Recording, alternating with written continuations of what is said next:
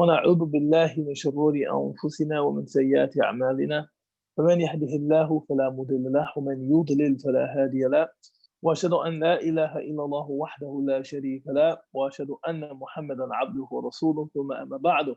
السلام عليكم. Am I seen and heard? Because I feel like can everybody hear me?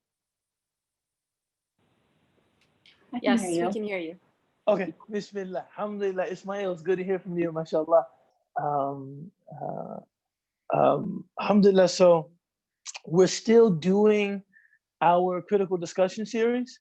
And last week, I felt like there were a few stones that we left unturned in this conversation about, economic disparity, economic exploitation, and we were kind of in the Q&A. Last week I did offer just some introductory. Admittedly, because mashallah, Omar came in and made a really good addition, or perhaps a challenge to something that I was suggesting about, boycotting companies with unfair labor practices.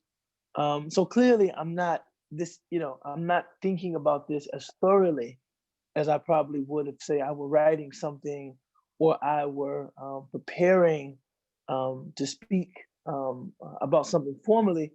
But we are kind of thinking together out loud about the topic. So, I could offer a few more ideas, or we could just pick up where we left off, and somebody could start us with, a question, an insight, a comment of sorts.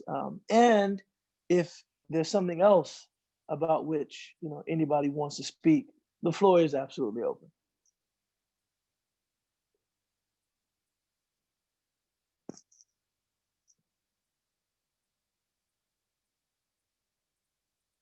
Okay.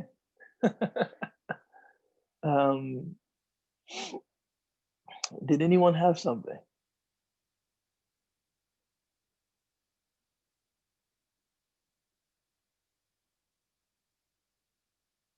Okay.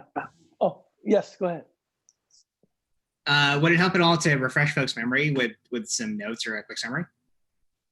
Yeah, that probably would be good. Should I or do you want to? I have a few things jotted down. They're not very organized. I can, maybe we can see what folks would add. But okay. I think we talked about how dealing with wealth disparities is a perennial human problem, and some of the approaches to zakat and how it ideally, like a way to think of it as a means of kind of reducing that tension that exists. We also touched on a few hadith that had to do with encouraging charity, but also like drawing a pretty clear line that personal property still is a thing and to be respected. And then I think towards the end we had this fairly lively discussion about when it comes to the things that you buy, the organizations you buy from or sell to, how much of an obligation you have, both within the confines of law and also just thinking about your own life and values, how much of an obligation you have to research that, to act on the kind of evaluation you have of their practices. Yeah, I remember that part, and I remember saying there is this distinction between one's legal responsibility, which is not very extensive, the responsibility to kind of research, to kind of do all of this preliminary background kind of muckraking to figure out, how a person procures their product or how a person earns their money. That the law doesn't require that of us. That it's not, if a buyer and seller meet, they can actually engage each other with kind of an assumed confidence that, I don't have to ask you what's your source of income before, you patronize my store. If you have the money, the law actually allows me to take for granted that the money was earned from a legitimate source, that the money is rightfully yours, and that you are, in fact, completely authorized to spend, what you're spending with me. And likewise, as a buyer, I am not obliged to investigate, how you procure your product. What are your labor practices? How do you pay your employees? I am allowed, and this is just the lifting of haraj, right? The lifting of inordinate difficulty. I'm allowed to just assume that, you treat people fairly, that you don't steal from people to procure your product, and that you don't exploit anyone, or that you don't mistreat any animals or the environment, etc. However, ethically, as that information comes to me, whether I am the buyer or the seller, it is to my spiritual benefit to act on that information. Although still, there's some difference in opinion regarding how much it's my obligation. Because if I hear something, it's still limited to being hearsay. In order for it to become certain knowledge, I would still have to do some investigation. So if someone is selling something and it comes to my knowledge that this person mistreats their employees, or this person engages in some unfair trade to produce this good or service, I still don't have like an obligation to like research what's being said to me. But if I were to do that, then the spiritual benefit of doing so would accrue to me. There is much spiritual advantage to be gained from buying and selling in accordance with good ethical practice, right? This is a good place to talk about this qualitative feature of resources that really, in kind of modern analyses of money and just can have no place. And I understand that. But this idea of barakah, this idea of blessing is a qualitative kind of aspect of resources, that when something is used for good and something is secured through good means, God allows those resources to go further, to do more, to be of more benefit than if those same things were secured or gained or obtained in other ways. So money that is obtained through good. And it's interesting. I remember being a first year law student at Azhar in Cairo, Egypt, and we were taking a class on transactions, buyu', business. And the teacher began by asking, what is good business? What is a good safqa? What is a good transaction? And I'll never forget, he said, a good transaction is one in which the buyer and the seller walk away feeling good about the transaction, that nobody was taken advantage of, either way, that the buyer wasn't taken advantage of and the seller wasn't taken advantage of.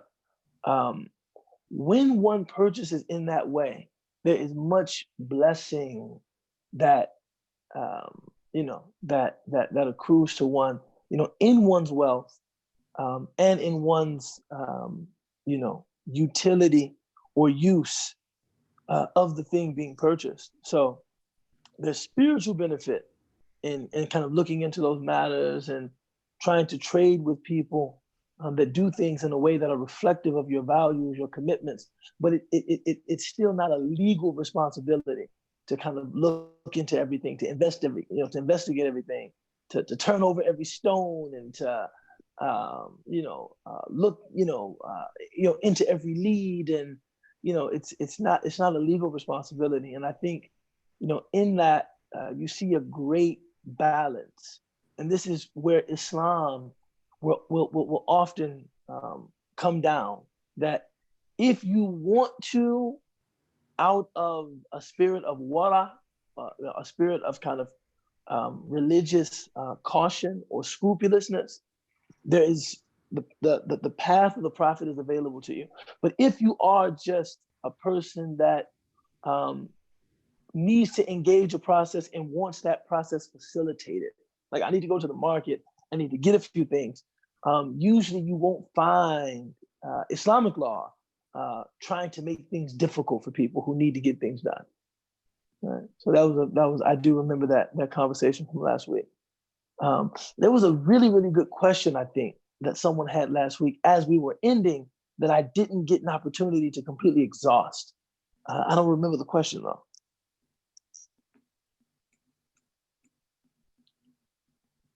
No, I do remember the question, but is Esma, is she on? The question was about, it was a comparative religious question about Muslims and Christians and capitalism. Are you on this week? I think it was Samia. Assalamu alaikum. Wa alaikum salam wa rahmatullah. I think you're talking about me. Well, my name isn't Asma. Oh, your voice is similar to a student named Asma, but your name is Samia. Sanya. Samia, got it now. But can you re-ask that question, because I remember really appreciating the question. I'm trying to remember that question again. It was about Muslims, capitalism, Christians, and capitalism. Right. Mm-hmm. Yeah, that sounds familiar. Okay. So I think I was trying to figure out, if you feel that there are any safeguards within the deen for us against capitalism, and if you feel in general whether Muslims in America will go down the same path as Christians, some of our Christian brothers and sisters who have kind of, they're following maybe like an iteration of Christianity that feels very consumeristic in some ways, and that promotes capitalism, even though it seems like it may conflict with some of the values of the religion. Yeah, no, I think there certainly is a danger of that happening. Christianity in the United States is, and usually when I talk about this subject, I'm always quoting Christian writers, because I don't want anyone to interpret what I'm saying as like an attack on Christianity or an attack on our Christian brothers and sisters. But you've always had, kind of this voice of consciousness, in the church that has decried the domestication of the Christian religion, that the Christian religion hasn't stood out strongly enough against policies that were endorsed by the American status quo. So I remember, one of my favorite Christian theologians, a man named Stanley Hauerwas, who teaches theology at Duke University, and I think is just a really brilliant theologian and an evangelical. So not. He's certainly not taking any edge off of his Christianity, but I think a lot of his social commentary in terms of religion in America, I find great benefit in it, as a Muslim. But he was saying that he's ashamed that the topic of the viability of having gays in the United States military, of having people that identify as gay in the military, was much more controversial than the idea of having Christians in the military. For a religion that professes belief in a kind of pacifism, that is very uncompromising and very radical in terms of looking at its scriptural foundations. Now, you do have later Christian writings, people like Aquinas, St. Thomas Aquinas, and others that kind of wrote about like a Christian realism, which is kind of really like, wow, meaning like, okay, kind of admitting that if Christianity is going to play any role in kind of the formation of modern society, some of these scriptural ideals are just not actionable. Like, and one of them has always been like this pacifism, like to really be nonviolent in that way would make it very difficult for Christianity to have any social relevance in the context of warring nation states, right? For instance.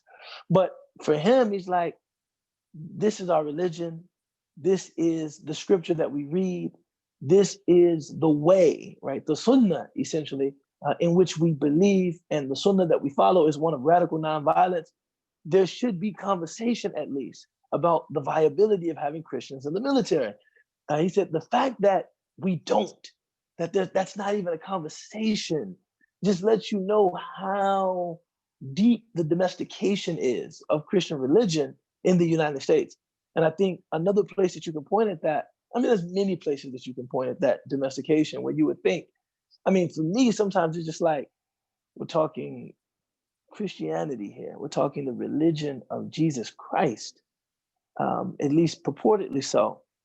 How can you reconcile that with a worldview that is hostile to immigrants? How can you reconcile that with a worldview that is hawkish in terms of its views on war, and a worldview that is, almost has just this unmitigated celebration of guns? It's just it's strange. It's strange nonetheless, and I think that many, just as many Christians talk about the contradiction there, and what must be given up to be a part of the American cultural mainstream. Muslims have to be very careful about that. I mean, another good example from our brothers and sisters from different faith communities. Look at the Jewish community.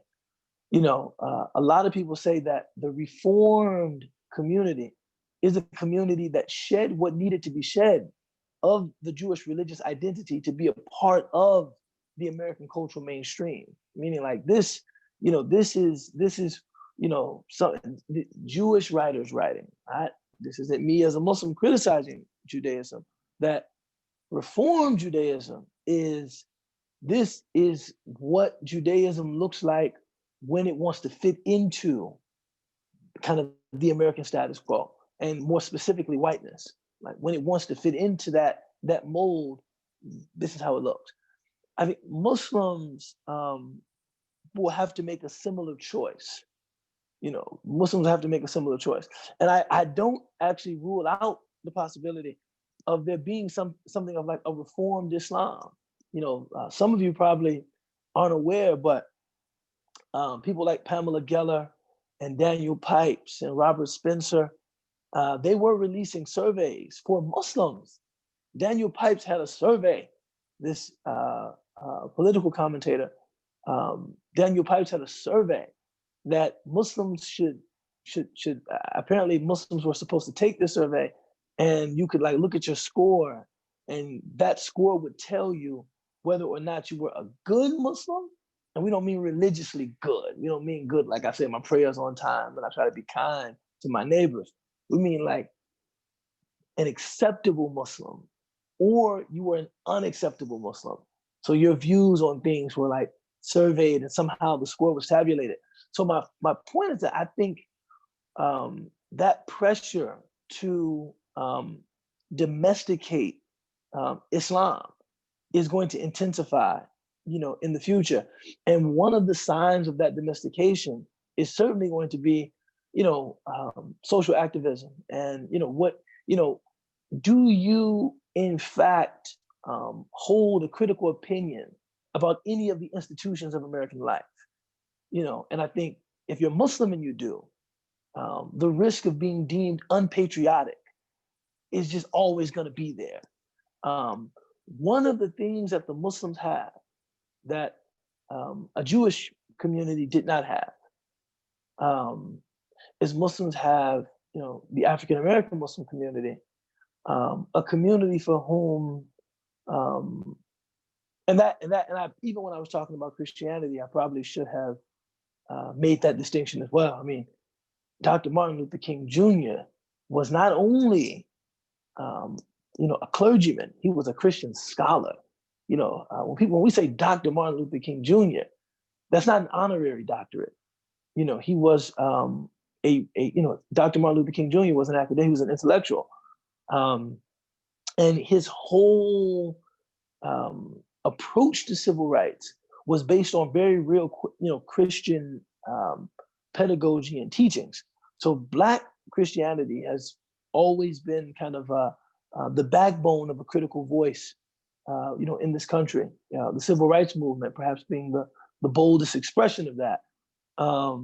But I think similarly, African-American Muslims, the idea of domesticating Islam, or the idea of trying desperately to be an acceptable part of the American status quo, for a lot of us, like if we wanted to do that, we wouldn't have become Muslim. That's not, if my goal was to ingratiate myself to the status quo, to the powers that be, becoming Muslim probably wasn't the most effective way to do that. So, for a lot of African-American Muslims, for Black American Muslims, retaining a critical voice, that's actually a part of just being Muslim. Like, it's almost like implied that one will retain a critical voice. And it's easy because there is no, the chance of kind of domestication, the chance of really being an accepted member of the cultural mainstream is not, it's not really enticing, because it doesn't really exist. Even if, one earns a lot of money, or one attains a very lofty position in society, America's commitment to, just America's the legacy of race in America, both the good and the bad, kind of prevent a kind of whitewashing and kind of a racial agnosticism if you're Black. It's just not there. I think for Muslims right now, that same thing is true, that it's not that pressure just to, to conform is not as enticing because of, stuff like 9/11, and then this monstrosity that was ISIS. And, it's like, being Muslim is still kind of like being this fifth column in the United States. And I think there's a wisdom in that. But if we are not careful, I certainly do think we can end up just domesticating this religion, and basically finding nothing that there's, like if you're a Muslim and very fortunate and very privileged, in the United States of America, there is no tension. There is, and by the way, I just want to make something clear. I know I'm kind of on one right now, but I want to make something clear that acknowledging tension between two things is not like, one has to learn to live with the tension. We're not saying that because there's tension, you need to move, into some, unincorporated territory and just live on the land and don't buy, don't sell, you don't work, a job. No, only an immature person looks at tension in that way. Tension just means that I recognize that my life's work is trying to make the different contexts in which I engage more pleasing to Allah, whether that's my workplace, whether that's my neighborhood, whether that's through, civic organizations. And that's my task, and it's one that I accept. And I do that through all available means: policy reform, grassroots organizing, direct contribution in terms of charity, raising my voice, spreading a good word, but that I recognize that there is no kind of like, oh, this is perfectly all good. The only thing to do about the U.S. is just give shukr, just give thanks to God that we get to live in such a great place. Like no, I don't think that is reflective of a Muslim's commitment to fairness, equity, justice, the righting of historical wrongs, etc. That one can be effective working in the various fields of endeavor that we work in, and still recognize that there's some tension. I mean, I that was quite long-winded, and I do apologize, but I attempted to answer the question. Thank you. As a follow-up, you had mentioned Judaism, which is another Orthodox religion. Do you think that Orthodoxy, one of the benefits of Orthodoxy is to safeguard us against things like this? Do you think that that there's a wisdom to it? I mean, I think in the case of like Orthodox Judaism, it was different because there's a lot of practices and there's a very distinct, I guess, look. I mean, you can't. There's no neat comparison between our community and that community, simply because that is it's an ethnocentric community. So their orthodoxy is naturally very insular. It's an insular orthodoxy, whereas even our orthodoxy is not supposed to be that insular. It's not supposed to be like we all just live on, in this kind of neighborhood, and we have, our religion, and this is something we share with the Christian community. We are a community of dawah. And I don't mean that in the limited proselytizing, giving out pamphlets and kind of missionary activity, but we do see ourselves as inviting to good, right? That as a part of our orthodoxy, that we are, we do want to be in community with the people who live around us. The Prophet, peace be upon him, goes to Medina, and the Constitution of Medina includes 3 communities. It's the Muslims, it's the non-Jewish, non-Muslim residents, and it's the Jewish tribes that right, and that's probably the most orthodox iteration of community. This is the Prophet Muhammad, peace be upon him, and that constitution recognizes that we're not a ghettoized community. And I know some people think when they hear the term ghetto now, you just think about I guess urban African American culture, but the term ghetto actually referred to areas where Jewish people lived throughout Europe. We're not a ghettoized community in that way, that we just live in Bridgeville and we don't talk to anybody, and we have our own little shops, and we're a community of dawah, and not pamphleteering, but we want to be not only a part of, we want to be the vanguard in terms of the common weal, WEAL, right? The good, the common good. We want to be a community that expresses that, for people. So even our orthodoxy is not that insular.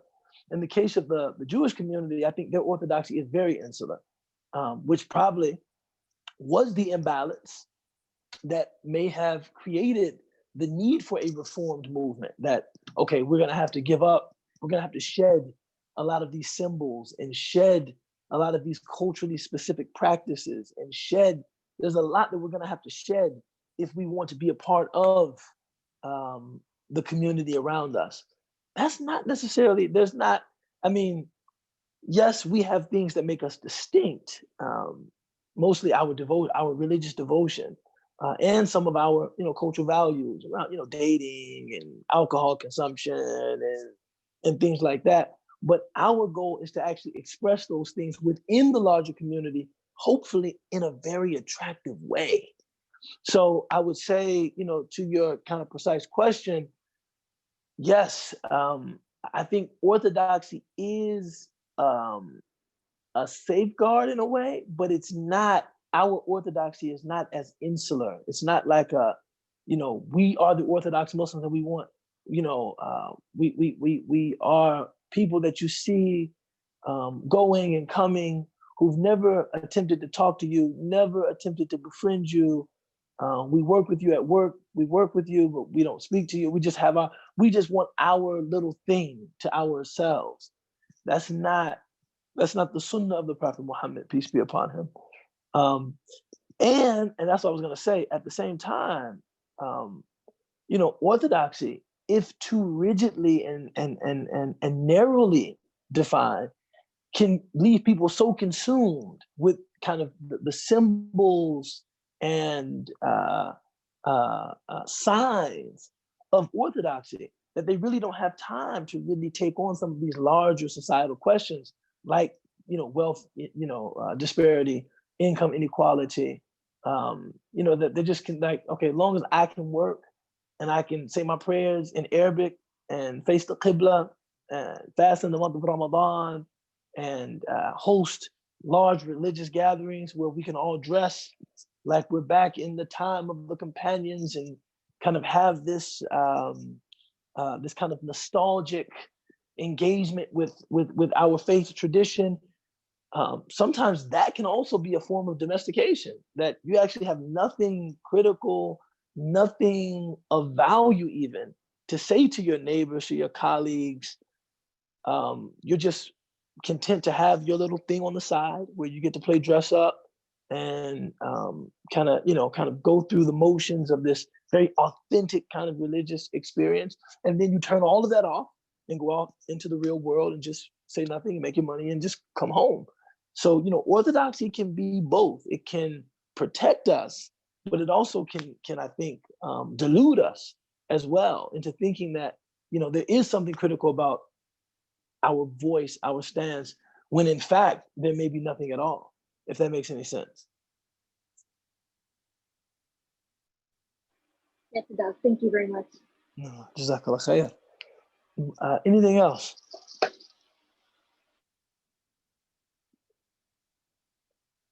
Yeah.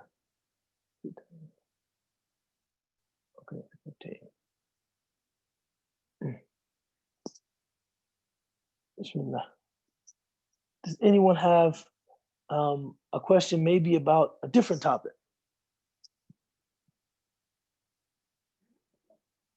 Because today I hadn't really prepared anything new. I just thought we would kind of pick up, where we left off, because maybe there were some untied ends with the last topic. So if anyone wants to switch the direction, I'm open to that as well. Somebody did have a question that they submitted, and it kind of ties. They asked if their income was haram if they worked in support of a firm that deals with interest.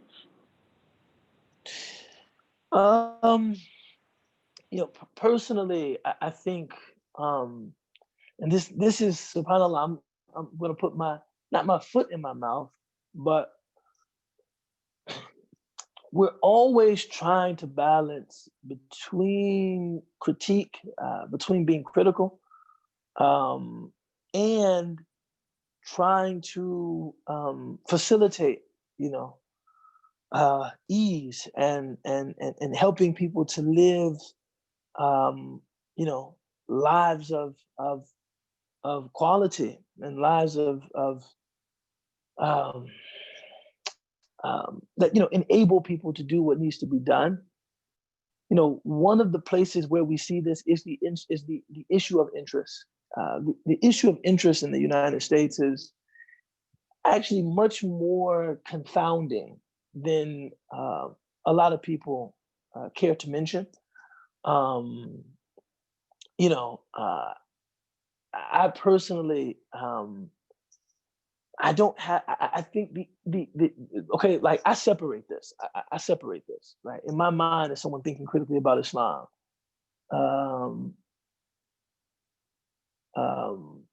in my mind, as someone thinking critical about Islam, the issue of economic exploitation is as far as I'm concerned, we are unequivocally against economic exploitation of any kind. That usury, when the term usury is used, it's referring to exploitative interests, right? Unquestionably. However, our scholars, and they did so on the basis of text, not ishwa'i, not arbitrarily, have made any kind of qard, any kind of loan bil fawaid, with increase. They include it in the definition of usury. So they don't really make a separation between kind of an interest-bearing loan that is not exploitative and an interest-bearing loan that is. They tended to be very conservative, saying that every kind of interest-bearing loan is necessarily exploitative. Where that places us as kind of a modern community that needs to engage contemporary finance, it places us in a very, very difficult position, because at this point, any analogy between gold and silver pieces of stable values and fiat currencies of changing value, but mostly depreciating values, right, is just not. And I'm just speaking as a student. I'm just kind of letting you into kind of my own kind of thinking around this, my own kind of space mentally. It's just not a good analogy. I'm sorry. It's like, I understand the religious values that we're trying to protect, right? Riba, interest, has been spoken of in some very strict terms. فَقَدْ أَذَنْتُهُ بِالْحَرْبِ. Allah subhanahu wa ta'ala says the people who deal in riba, who deal in interest, of course, interest in the verse, interest in all of the hadith of the Prophet ﷺ, or usury or interest, how you translate is actually very important. It is considered a tool of economic exploitation and enslavement, indentured servitude, enslavement. That this is in setting up fiefdoms and things that the Prophet, peace be upon him, explicitly forbade, so that the person dealing in interest is given very strict warnings, provisos by God and his messenger, right? To relinquish the practice altogether. And so I understand religiously how important this is in the constellation of Muslim values. It's actually quite important. Where I am confused is we live with currencies of fluctuating value.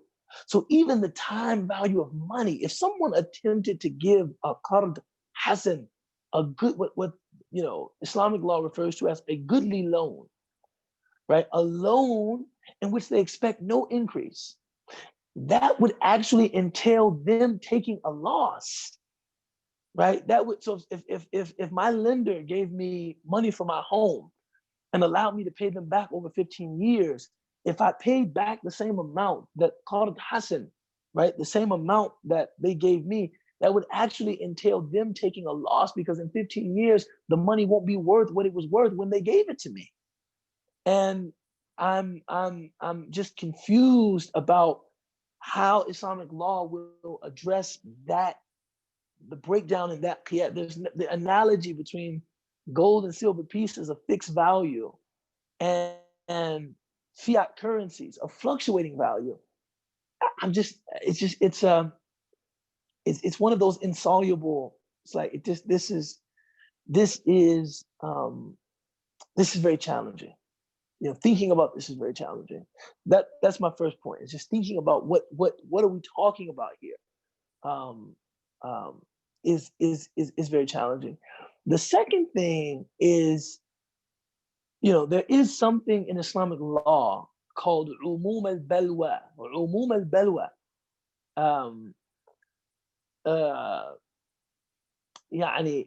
It's called literally umum al-balwa is like widespread evil, or umum al-balwa. Umum from am means to be general, right?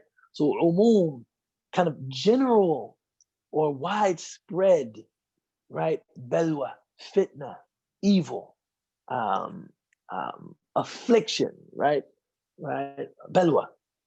And the ruling concerning umum al-balwa across the madhahib is that if something that maybe in its original conception is bad becomes so widespread that a person cannot get what is justifiably theirs without engaging it, it becomes almost permissible, it becomes almost impossible to deem it impermissible. So, and there's lots of things like that when we're kind of trying to countenance, modern life. There's lots of things like that. So, for instance, insurance, right? This is a good one. The Prophet ﷺ did not like transactions that contained gharar, G-A-R-A-R, gharar, gharar. Gharar is the opposite of transparency. So something that contains gharar is the opposite of transparency. The Prophet, peace be upon him, would lay down very simple conditions for good business. And one of those conditions was transparency between the buyer and the seller, that the buyer knows exactly what she is getting and the seller knows exactly what she is getting. And that if there's any uncertainty, the transaction is void. If there's any kind of like, you give me money and I may give you, because the Arabs, they had different styles of transaction that they used to do like this before the Prophet ﷺ,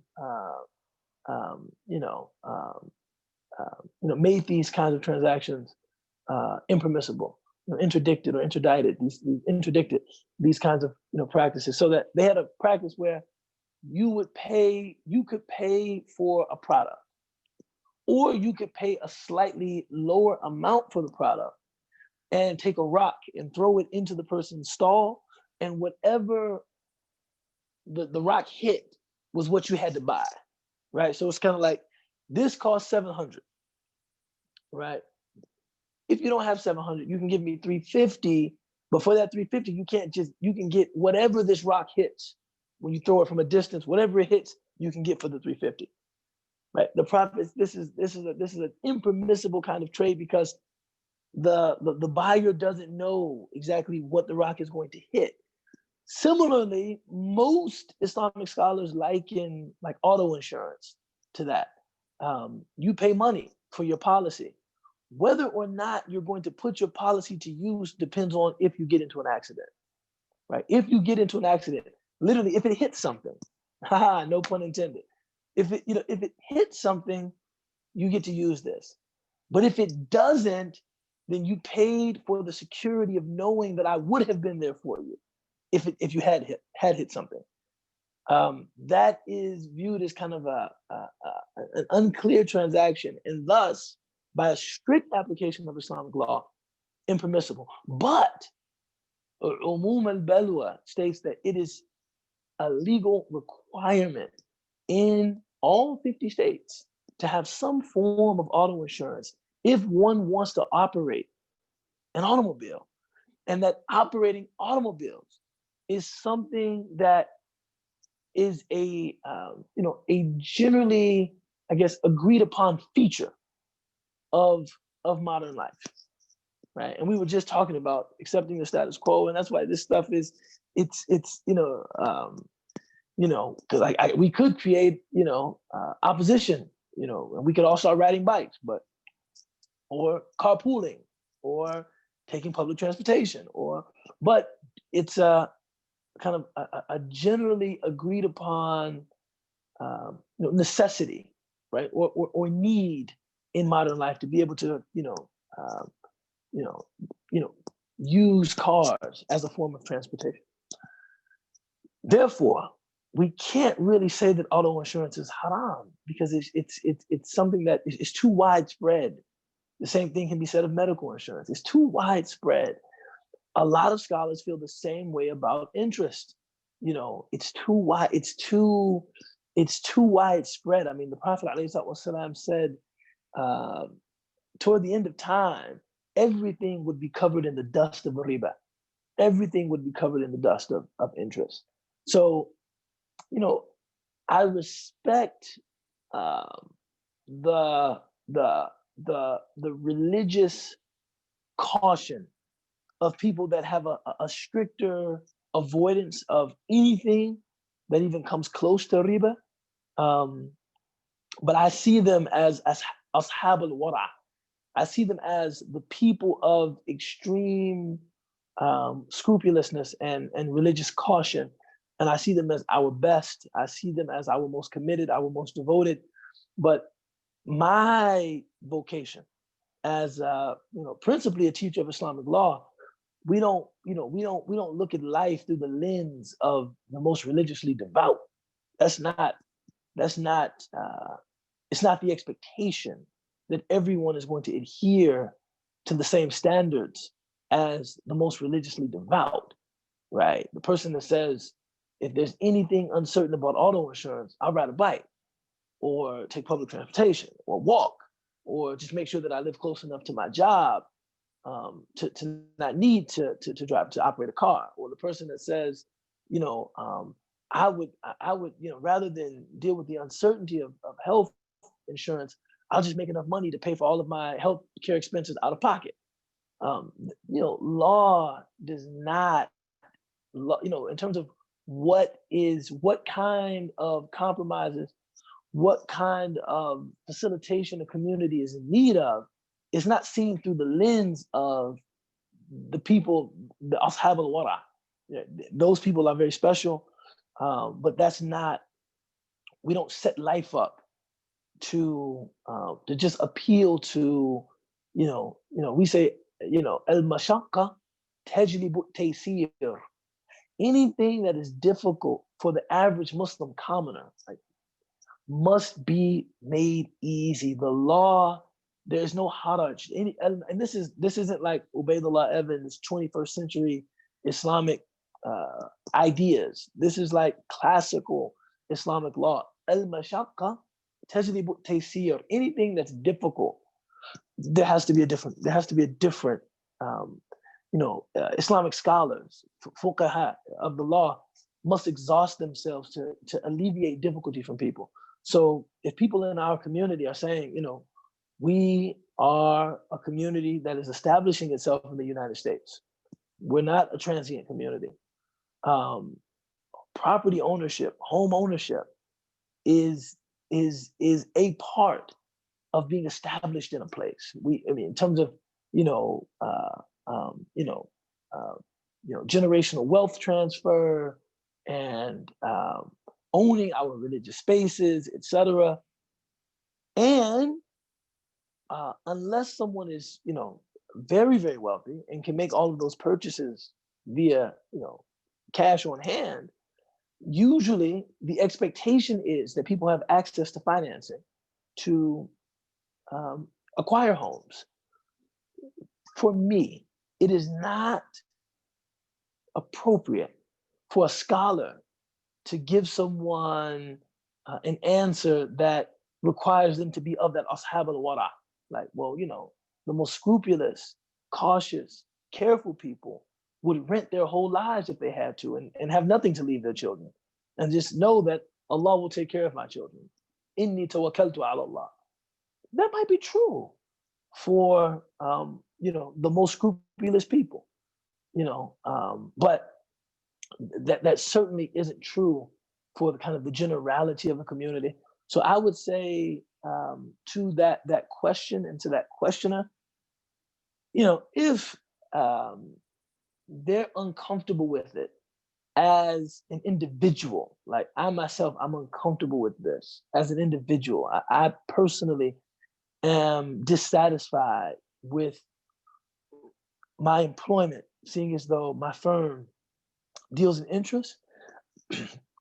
I would kind of change tracks in the conversation and talk to them about wara, about, and that kind of a spiritual kind of abundance of caution, and talk about the good that wara produces. That, you if you talk to the people of wara in any given thing, whoever they are, they don't tell you stories of regret. They don't tell you stories of disappointment. They don't say, I made a commitment not to deal in interest and I ended up poor and my children ended up poor.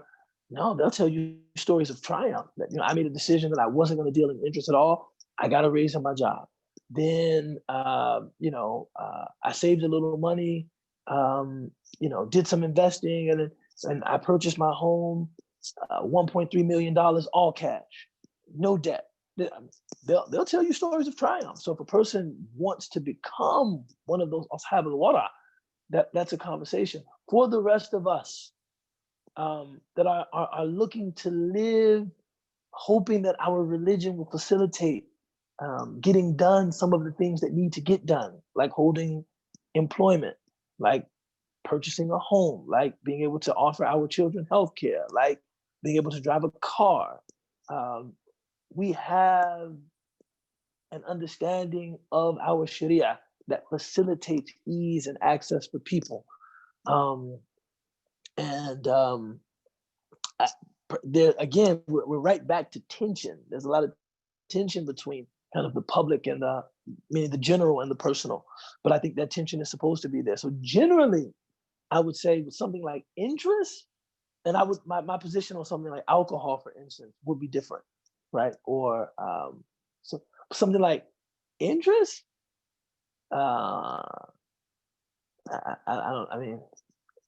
If we said haram, we'd have to say that to everybody working in any modern banking, right? Any modern banking, from down to the person that's a teller at Chase, we'd have to say that their income is also haram.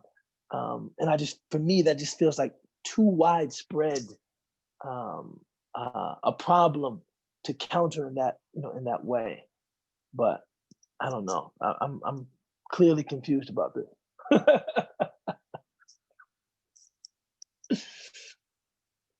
Sheikh, I had a follow-up question.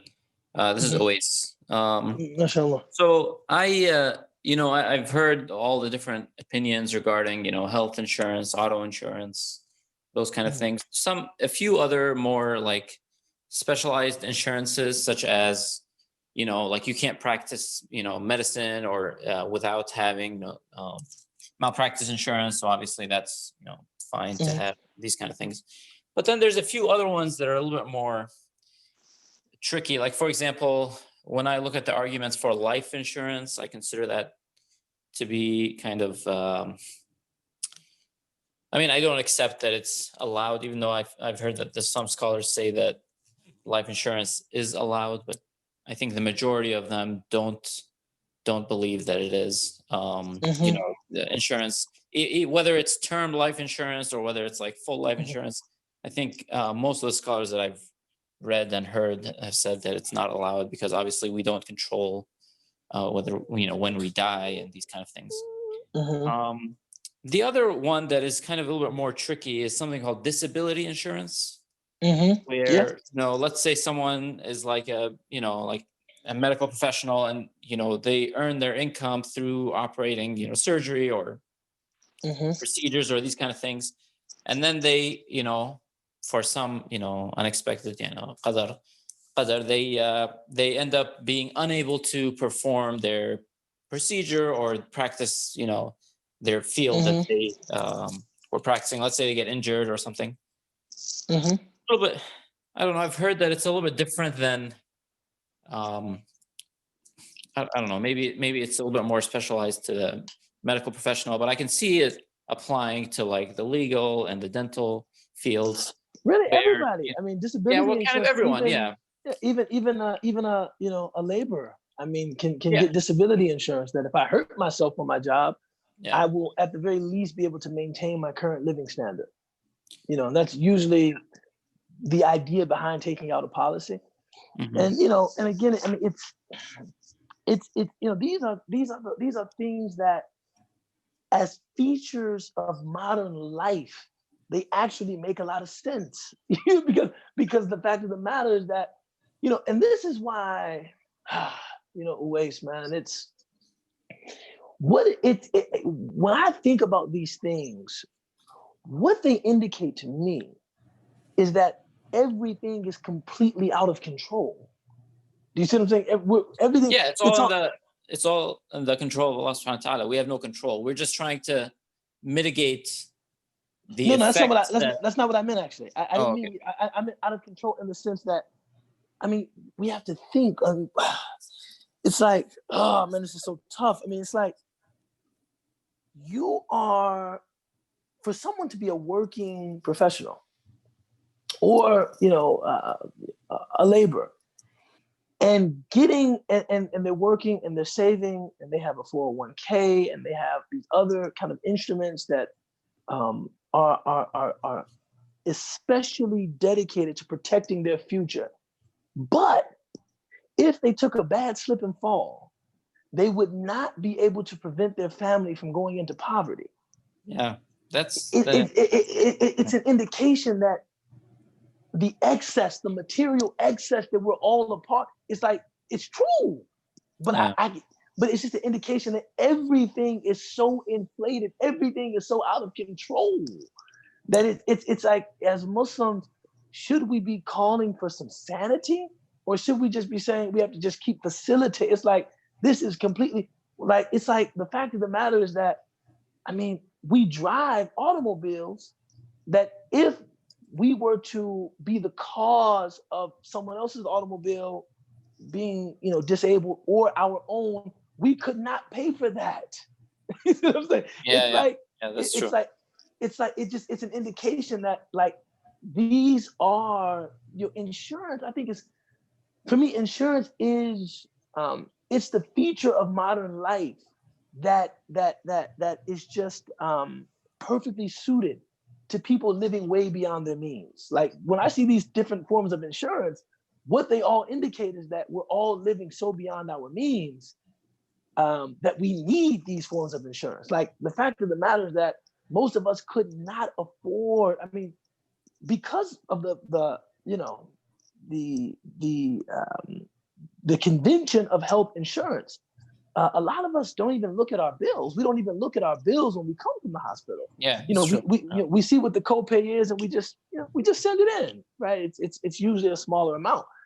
If you actually looked, and I have many friends that are doctors, and when I actually look at the bill, I'm like, my daughter was in the ER because she needed stitches for 3 hours. The bill is $12,000.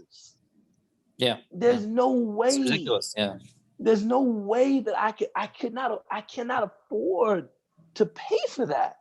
So insurance is, for me, it's like, it's a red herring. It's like, if we're talking about the permissibility of those different forms of insurance, if I were the mufti, and I'm not, alhamdulillah, because these questions are very difficult, I would be willing to grant all of their permissibility. Yes, they're all permissible. But the more important question is, why are we all living in ways that we need insurance to pay for everything? Because we can't afford to pay for anything. And it's almost like, it's just indicative to me of just kind of like, this is the price, the collective price that we pay for this lifestyle that, for many years has been the envy of the free world. To be able to live like this, to be able to drive these kinds of big cars, and to live in homes this big, and to have healthcare this good. And it's like, well, one of the things that entails is different kinds of financial enslavement. And I use that word in conscience. Like the sister last week, she said something. There's a sister, she was talking about her time in Zimbabwe. She said something that really, the Prophet sallallahu alaihi wasallam used to seek refuge in God from debt. We get mortgages and we celebrate, which is not to say, I get it. When I closed on my house, I celebrated, right? But I'm celebrating the fact that I'm 30 years in debt. That's just a very we're way off the reservation. we're way in a different, than I think what Islam assumes about money, what Islam assumes about, reasonability and spending. We're way beyond that. We're way beyond that. So I think a lot of those kind of very traditional Islamic instruments, it's like we're too far gone at this point. I hate to say that in this kind of defeatist tone, but we're too far gone at this point. It's like we're way beyond that. It's like it's like things are so out of hand at this point. If you say don't get disability insurance, and a person takes a fall on the job, and now they can't maintain this lifestyle that from the very beginning was too expensive. Yeah. You know what I'm saying? It's like, I mean, oh man, we're in a weird situation. And that's why, just as a rule of thumb to anybody listening, if you talk to someone of thorough scholarship, and I'm not saying I'm one such person, wallahi I'm not, but if they're not confused about contemporary life, then I would question either they don't understand contemporary life that well, or they don't understand Islamic law that well. Either you don't. There's some lapse in your understanding, because this stuff is confusing. It's like, a person taking out all of these different forms of insurance is only trying to maintain a certain living standard. Even life insurance policies, it's just like, a person attempted to sell me life insurance and said, I mean, if you died, would your wife be able to pay off the house? I'm like, she wouldn't. Would you want to expose her to, like completely kind of reorienting her living standard? Like that would be irresponsible of you as her husband. I'm like, that would. So this is confusing, I think. Yeah. You know what I'm saying? It's like this is confusing. This is confusing. And I think that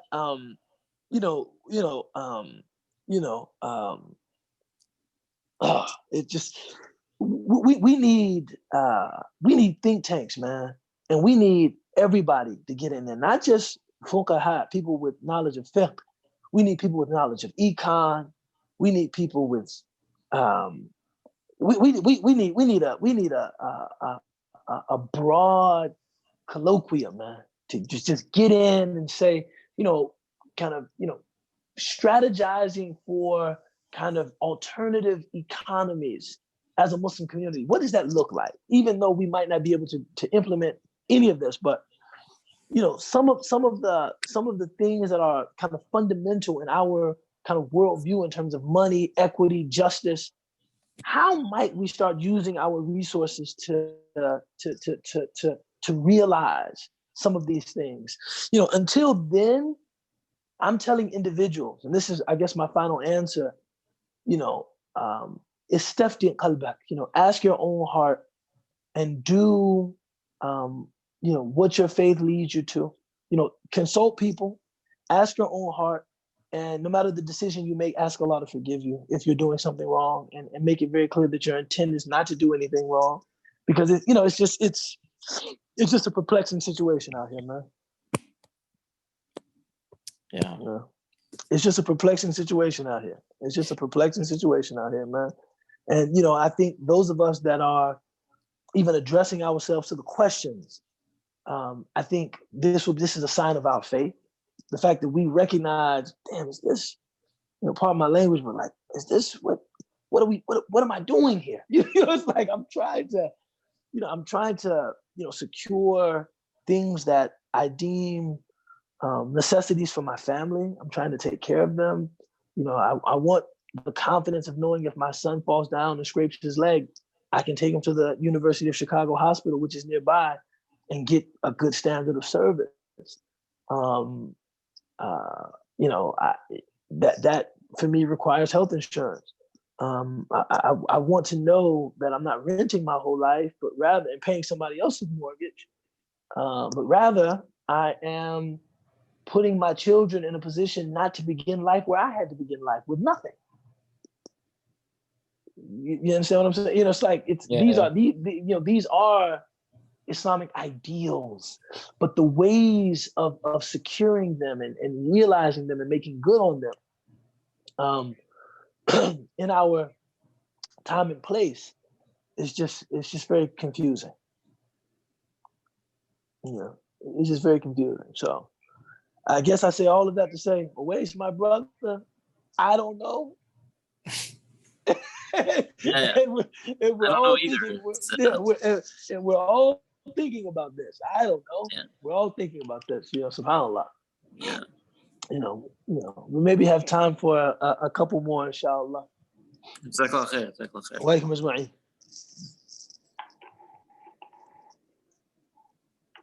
Yeah, Oasis' question made me think, like taking the micro to the macro. Like sometimes I work with clients who have mental health issues. I'm not giving a religious ruling, you know. Let's say somebody who's so depressed that they can't bring themselves up to pray, you know.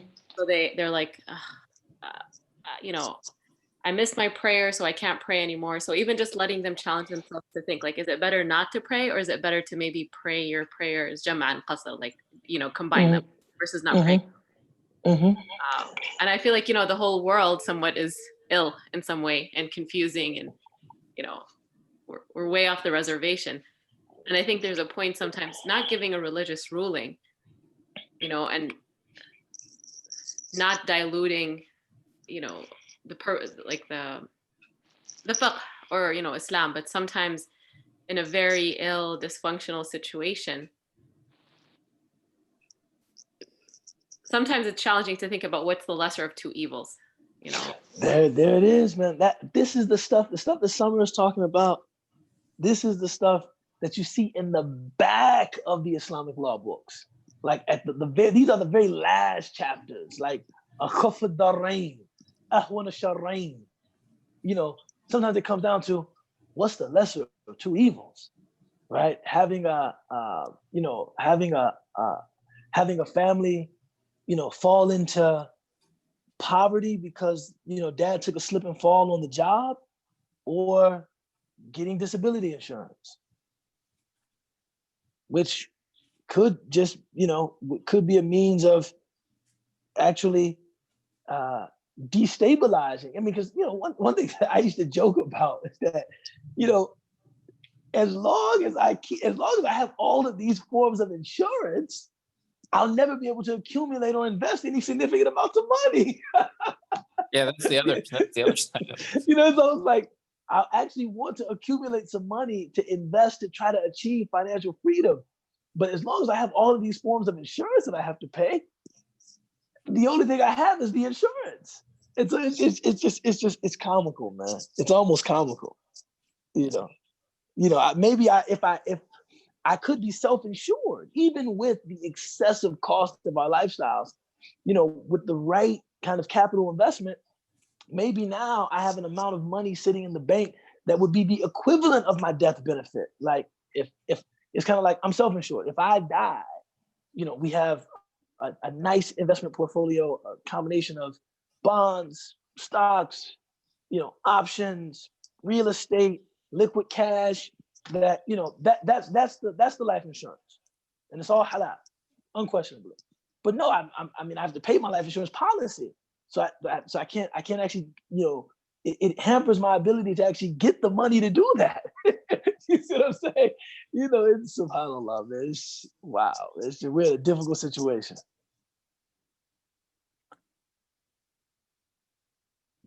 Assalamu alaikum, Sheikh. Wa alaikum salam wa rahmatullah. So kind of following up on obviously some stuff today, but also last week. So we had talked about how Islam, like what is the ideal economic system in a Muslim society? And you had said it's very much a free market system.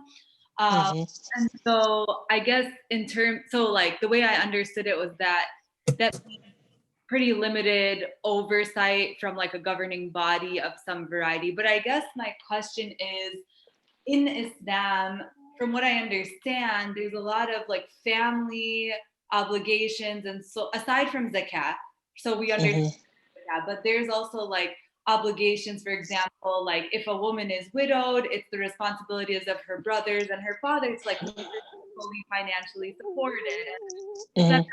So I'm wondering, like, sure, free market system, but like where do the social networks then fill in the gap, the quote unquote gaps, in terms of need of on an individual basis? Is that like an individual responsibility thing, or how does that work? Well, I mean, there's always been, a lot of money from zakat spent on social welfare. Zakat was something collected, as well as other forms of, I guess, public wealth, were collected. And there was always, that was a bug, by the way. I wasn't like clapping for my own point. That was a bug. But there was always, the public treasury was known as the Baytul Mal, literally the house of money. Muslim societies tended to be quite generous, when they were prosperous, to people in different kinds of need. So you do have a social welfare component that was certainly always there. In terms of kind of the communal responsibility, it's very difficult. There's no neat analogy, because most of those societies were tribal societies, so that everybody is assumed to be connected to social networks that I guess cushion a fall. Doesn't mean that people didn't fall into poverty, because people did, but they had a large, not just limited to their immediate family. You had a large network of people to whom you were responsible and were responsible to you, that kind of mitigated the harshness of kind of an individual poverty. And even now, I find that to be something jarring to me. When I see someone homeless, for instance, it's actually not difficult for me to conceptualize what financial things went wrong to land the person in the position they appear to be in. It's not hard for me to conceptualize, like, bad investment here, bad investment there, loss of a job here, loss of a job there, an injury, a disability. Yeah, I lost my job because of I fell on the job, wasn't able to get rehired, spent through my settlement over the course of 8 months. That the settlement provided me with 8 months of income. After that, nothing.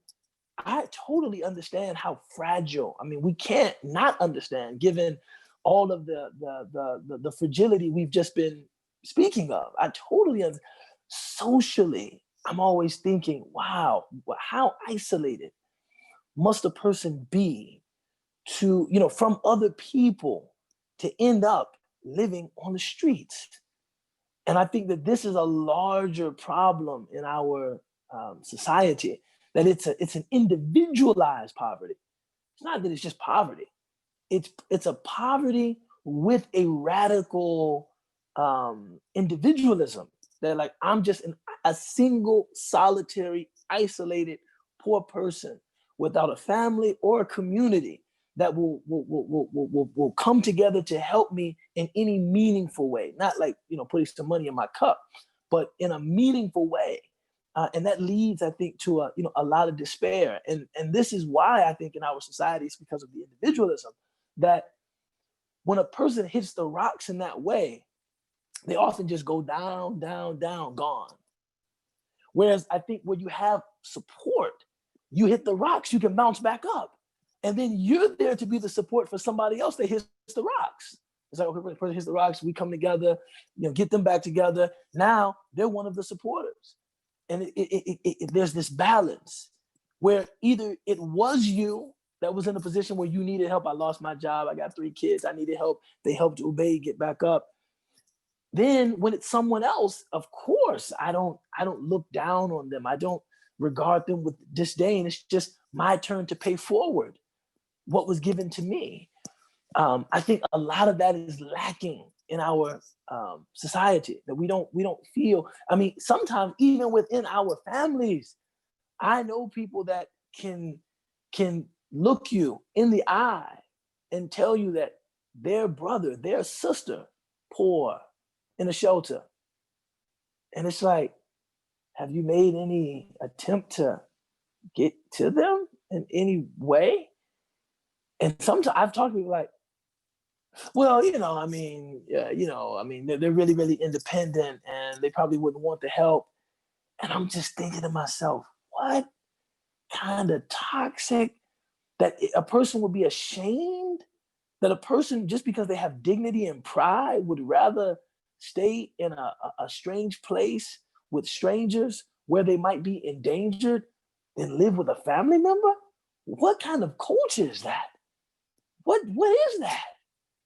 So yeah, I think there's a huge gap there. I know for me, I'm telling you guys, as my friends and as people who we study together on Monday, if I fall off, I'm not too proud for any of you to help me. I'm not too proud for any of you to help me. It's just, and if you fall off, know that you can come to me and I'll do whatever I can to help you. And that's what it means to be a part of a community. And that certainly existed much more then than it does now. And I think that you were very insightful. I believe this is Alat, whose voice that I'm hearing, very insightful in kind of pointing out the difference between those two social models as far as, family and society goes. Jazakallah khair, Sheikh. Alhamdulillah. So if you are going to buy a big house, make sure there's room for me if something goes wrong. There's no question. You've got the guest ready for you. We got you. Same thing this way, man. MashaAllah. We have one question from Saif, and then we'll wrap, inshallah. Let me see here.